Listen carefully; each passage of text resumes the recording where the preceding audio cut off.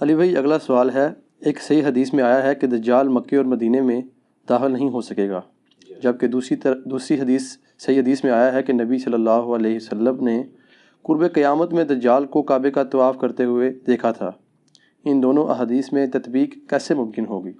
تطبیق اس میں تطبیق کہتے ہیں آپٹیمل سولوشن، یعنی دو چیزیں جو بظاہر ٹکرا رہی ہوں تو اس میں ایسا سولوشن بتایا جائے کہ دونوں چیزیں بیک وقت سیٹسفائی ہو جائیں، اس کو کہتے ہیں تطبیق۔ یہ پیورلی ایک ریلیجس ٹرم ہے جو یوز ہوتی ہے اس طرح کے معاملات کے اندر، کہ بظاہر اب ایک طرف یہ ٹھیک ہے، صحیح بخاری اور مسلم دونوں میں حدیث موجود ہے کہ نبی علیہ السلام نے فرمایا کہ جب دجال مدینہ شریف کی طرف آئے گا تو اس وقت مدینہ کے 7 دروازے ہوں گے، ہر دروازے کے اوپر 2 فرشتے مقرر ہوں گے جو حفاظت کریں گے، اسے مدینہ میں داخل نہیں ہونے دیں گے حتیٰ کہ وہ احد پہاڑ کے پیچھے جا کے اپنا قیام کرے گا، اور پھر فرشتے اسے شام کی طرف ہانک دیں گے۔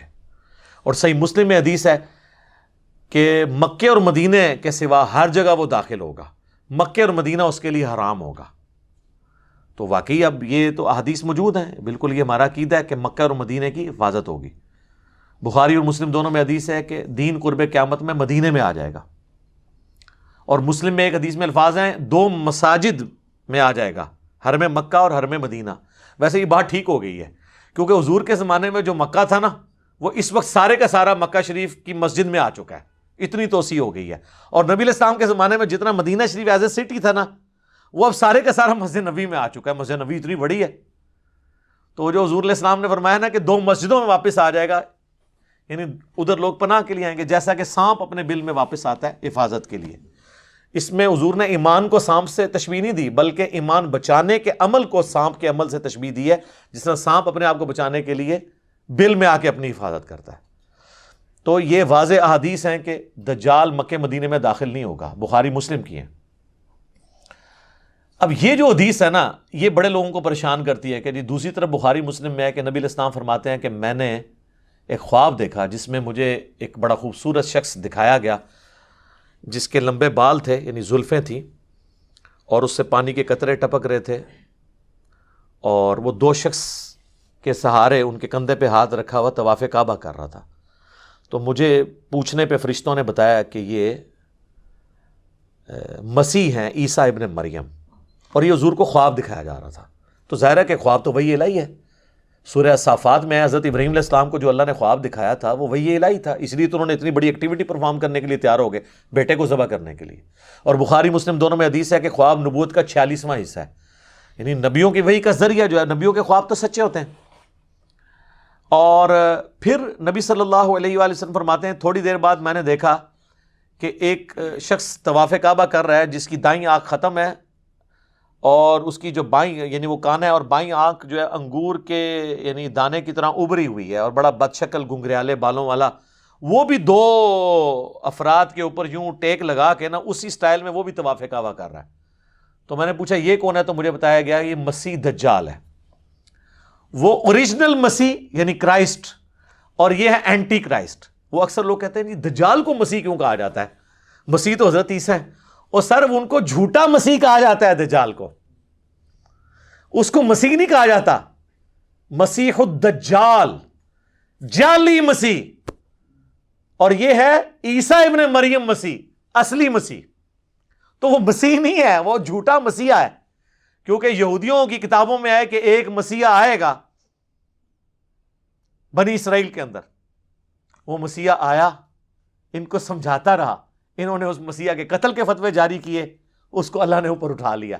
کون؟ عیسیٰ ابن مریم۔ لیکن ان کو پتہ ہی نہیں چلا۔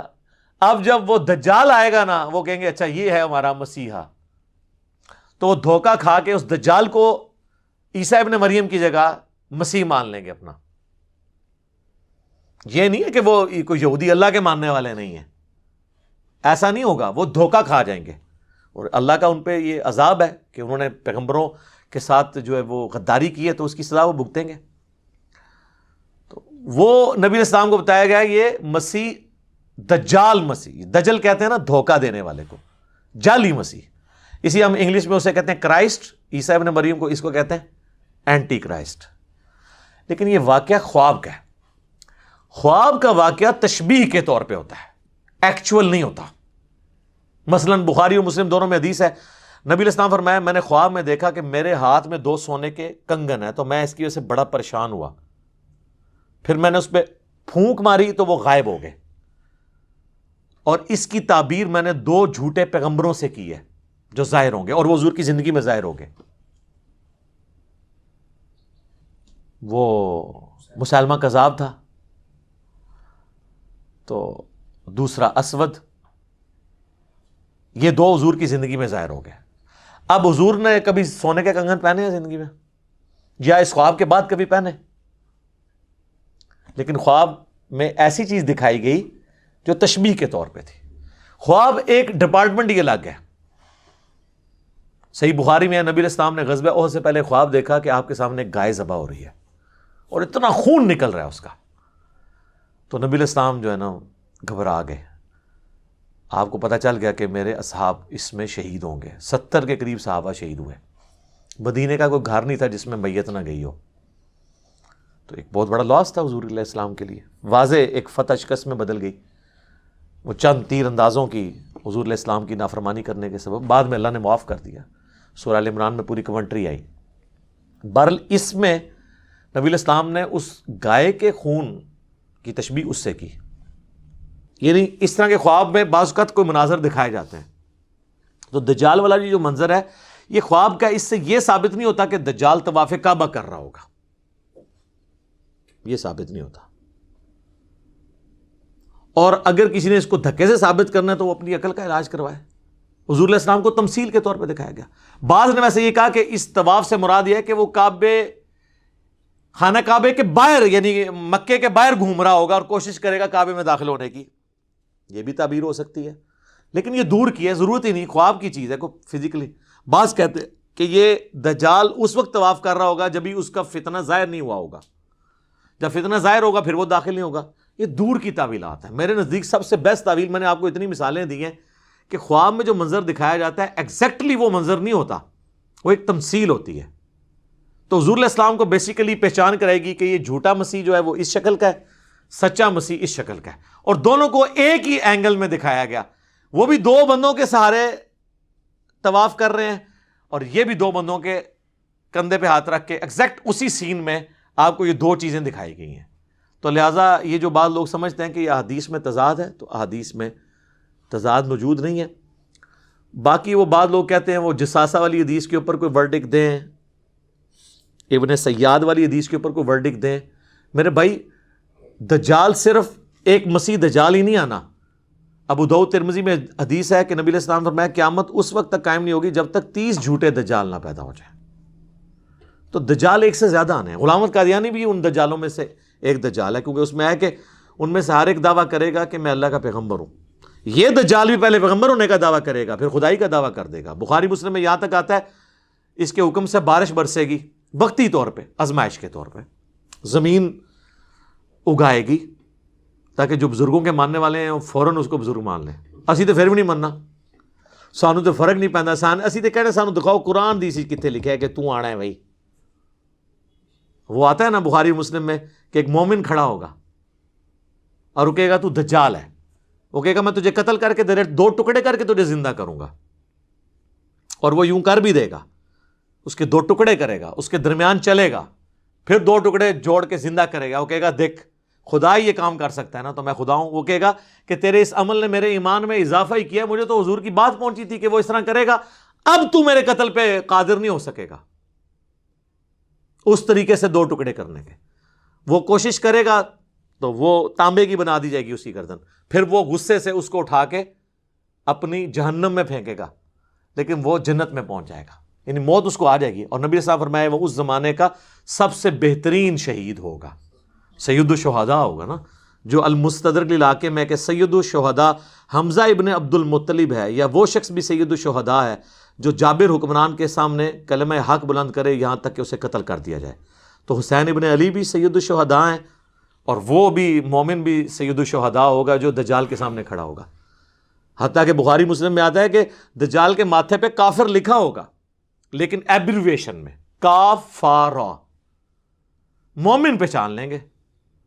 اور جو بابوں کے ماننے والے ہیں، کسے کہانیوں کے ماننے والے ہیں، وہ تو پھر وہ کہیں گے کافر نہیں لکھا ہے، تو انہوں سمجھ نہیں آئی ہے یہ نہیں لکھیا. جس نے کہتے نا کوڑا نے دھوما لی تیسرا ہدایت تے لا رہے ہوندے نا دھکے نال, یہ بھی وہی کریں گے. کاف سے کش پڑھ لیں ہو سکتا ہے, فا سے فیض پڑھ لیں, اور را سے روحانیت پڑھ لیں, یا روحانیت روحانیت کی بجائے. بخاری اور مسلم دونوں میں حدیث ہے, نبی علیہ السلام نے فرمایا کہ حضرت آدم علیہ السلام سے لے کے سارے پیغمبر اپنی اپنی امتوں کو دجال کے فتنے سے آگاہ کرتے آئے ہیں. اور مسلم میں ایک حدیث ہے کہ قیامت تک جتنے فتنے آئیں گے حضرت آدم علیہ السلام سے لے کے, دجال سے بڑا کوئی فتنہ نہیں ہے. ٹھیک ہے, ظاہر ہے کہ اللہ کی طرف سے ایک آزمائش ہوگا, تو اللہ تعالیٰ ہمیں محفوظ رکھے اس فتنے سے. اور اس کے لیے بھی صحیح مسلم میں ہے کہ نبی علیہ السلام نے فرمایا کہ جو شخص سورۃ الکہف کی پہلی 10 آیات یاد کر لے گا, اور ایک دوسری حدیث میں مسلم کی آخری 10 آیات کا بھی ذکر ہے, بہرحال پہلی 10 آیات یاد کر لیں تو وہ اس کے دجال کے فتنے سے بچ جائے گا. تو یہ آیات کوشش کریں روزانہ, نہیں تو ہفتے میں ایک دفعہ تلاوت کر لیں تاکہ یاد رہیں. باقی یہ ویڈیو شیڈیو ریکارڈ کرانا ہے جی دجال نے کدوں آنا ہے, بھائی میں تو نہیں دجال نو کٹ سکتا, جدوں آئے گا دیکھی جائے گی. تو اور لوگ اس طرح کے ٹاپکس میں بڑا انٹرسٹ, قیامت کی نشانی ہے جی. قیامت کی سب سے بڑی نشانی آج سے 1400 سال پہلے ظاہر ہو چکی ہے, نبی علیہ السلام کی بعثت. جی قرآن میں ذکر ہے, اقتربت الساعہ, قریب آ گئی قیامت, وانشق القمر, اور 2 ٹکڑے ہو گیا چاند. اور بخاری مسلم میں ہے کہ نبی علیہ السلام کے زمانے میں چاند 2 ٹکڑے ہوا, اللہ تعالیٰ نے یہ نشانی کے طور پہ دکھائی بات. پھر مسلم شریف کے الفاظ ہیں کہ میں اور قیامت اس طرح ساتھ بھیجے گئے ہیں جیسے یہ 2 انگلیاں, شہادت کی انگلی اور درمیان والی. یعنی اب میرے بعد کوئی نبی نہیں آئے گا, قیامت ہی آئے گی. ہزاروں انبیاء کی تاریخ میں آخری پیغمبر کا آنا اور پھر اس کے بعد قیامت آنا, تو سر قیامت کی نشانیاں ظاہر ہو چکی ہوئی ہیں. باقی جو آپ قیامت کی نشانیاں ظاہر کرتے ہیں نا, کوئی الٹا کام ہو جائے تو کہتے ہیں قیامت کی نشانی ہے. پھر میں کہنا یہ ساری نشانیاں پاکستان ہی پوریاں ہو رہی ہیں نے, باہر دے ملک دے لوگ سکون تھی زندگی گزار رہے ہیں. مہنگائی ہو جائے کہتے ہیں قیامت کی نشانی, بیسک نیڈز پوری نہ ہو قیامت کی نشانی, ہیومن سیکیورٹی نہ ہو کہتے ہیں قیامت کی نشانی. تو وہاں تو نشانیاں پھر ریورس ہو رہی ہیں. دبئی میں جائیں کوئی ڈاکہ مار کے بتائے, کوئی چوری کرے, 0 پہ کرائم ریٹ لے آئے ہیں وہ تو پھر لگتا ہے قیامت سے بہت دور جا رہے ہیں. اس طرح نہیں قیامت کی نشانی ہوتی. باقی آپ نے چسکے لینے کے لیے سننا ہے تو سنتے رہیں, اصل چیز یہ ہے کہ آپ آخرت کی تیاری کریں, ان چکروں میں نہ پڑیں. ٹھیک ہو گیا جی, جزاکم اللہ خیر.